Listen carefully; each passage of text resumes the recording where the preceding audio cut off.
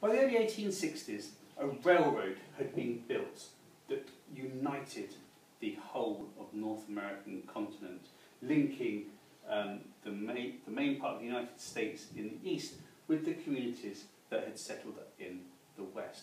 And this was done by lots of Chinese labourers who were brought in to blast their way through the mountains to make this happen, and incredibly dangerous building on the plains as well, with the constant threat of Sioux attack.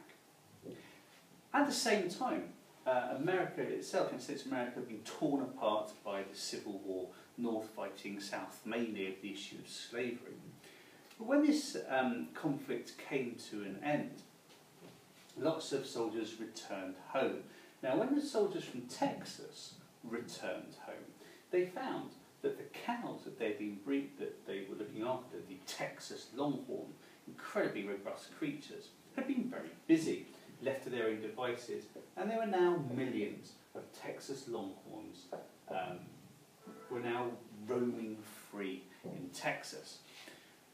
Of course, the price of beef plummeted because there were so many cows, and this meant that the cattle farmers in Texas needed to find somewhere where they could get a better price for their cow, for their beef.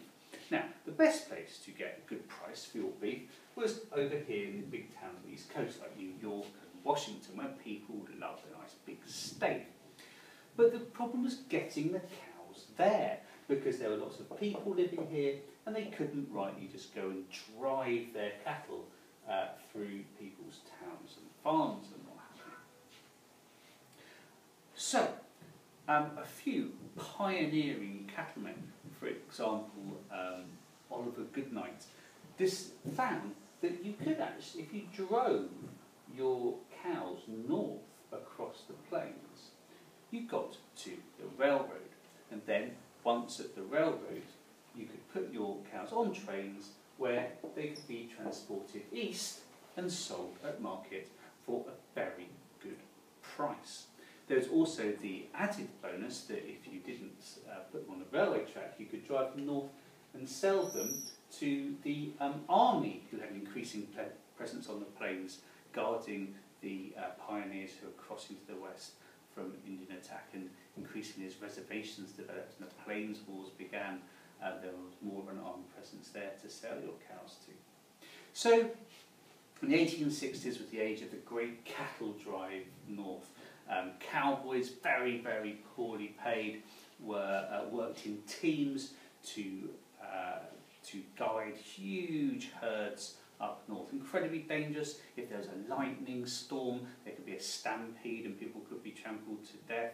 Of course, there was the danger of Indian attack. There were cattle rustlers, people who would come and attack the cowboys with weapons and steal their cows. There were rivers to cross, which of course could flood. There were strong winds, and of course there was dehydration and starvation to worry about as well. But once they finally got to the north, some entrepreneurs soon realised that it would be great to have a base to do all the wheeling and dealing with the traders coming to put the cows on trains. And so a man called Joseph McCoy created the first cow town called Abilene. And this became a focus, a place where people knew they could drive their cows to. And of course, the cowboys, when they got to Abilene, they'd sold their cows to the cattle dealers, would of course go out on the town, and law and order became a bit of an issue because, again, there was gambling, there was prostitution, and there was these young men incredibly drunk.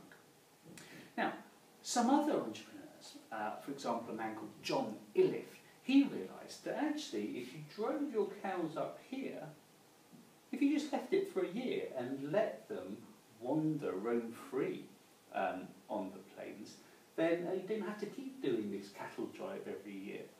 And this was, he created what was known as the open range. And cowboys would now be employed to brand cattle so that you could find them on the open range, to ride the line, to walk around the general area where your open range was to make sure all your cows were okay.